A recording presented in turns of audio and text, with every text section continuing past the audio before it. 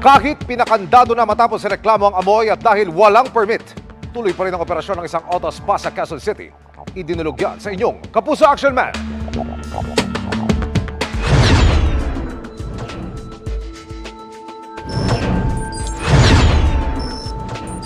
Setyembre noong nakaraang taon pa ipinasarado at ipinakandado ng Quezon City LGU ang Kuruma Auto Spa Incorporated sa Zabarte Road sa Barangay Kaligayahan District 5. Nagkaroon po kasi ng reklamo dahil sa amoy ng pintura na ginagamit nila para sa pagpipintura ng sasakyan at saka doon sa alikabok na idinudulot ng paglilihan ng sasakyan. Primarily po ang violation, wala silang permit. Pero sa ipinadalang cellphone video ng isang concerned citizen sa inyong Kapuso Action Man, Enero ngayong taon, makikitang bukas at tumatanggap pa rin ng mga kliyente ang naturang auto spa. Aming ipinarating sa Quezon City Business Permits and Licensing Department ang sumbong.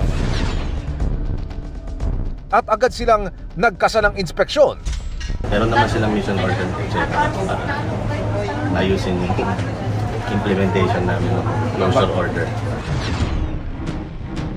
So ito yung naipadlock na dati. Pagdating sa lugar, inabutan naming abala ang ilang tauhan ng auto spa. Aware naman kayo na meron na kayong revocation ng mayor's permit at actually nagkaroon na po ng dalawang pagkakataon na na-serve po yung closure order. Depensa ng kumpanya. Nakalak po ang Kuruma Auto Spa. Carline support po yung pinakatayuan nyo ngayon. Itong business permit na plaka mo, yun, yung plaka po na nakadisplay yung mayor's permit number, yun po ang business permit ni Kuruma. Bakit kung ito po ay car life, bakit po ang nakadisplay na plaka sa inyo ay yung plaka na supposedly kay Kuruma? Antay na lang po ako dyan.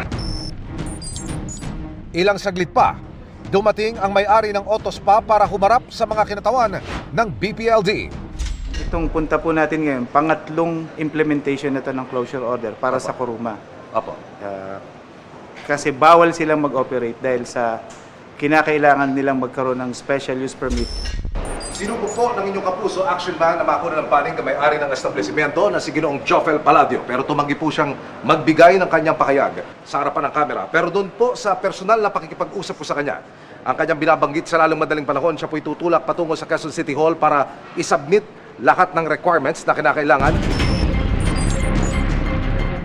Ayon sa BPLD, mayroong 7 araw ang Car Life Support Incorporated para mag-comply.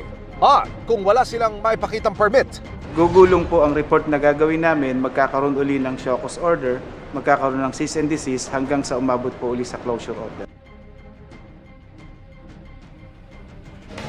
aasahan naming tututukan ito ng Quezon City Business Permits and Licensing Department. Para sa inyong mga sumbong, ipadala nyo lamang sa Kapuso Action Man Facebook page. Dahil sa namang reklamo, pang-aabuso o katiwalian, tiyak may katapat na aksyon sa inyong Kapuso Action Man.